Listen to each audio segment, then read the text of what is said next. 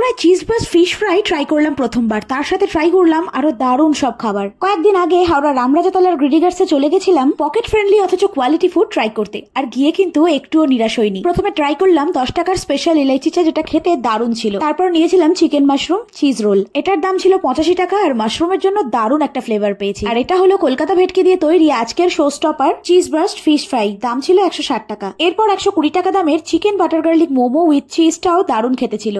সত্যি বলতে দাম অনুযায়ী প্রত্যেকটা খাবারের কোয়ালিটি ছিল অপূর্ব। আর এই টেক অ্যাওয়ে ফুড জয়েন্টে কিন্তু একেবারে ওপেন কিচেনে রান্না হয়, সুতরাং বাইরে থেকে সবটাই দেখা যায়। এরপর ট্রাই করেছিলাম আর্টিসান আরুজের চকলেট ব্রাউনি, যার দাম ছিল মাত্র 20 টাকা।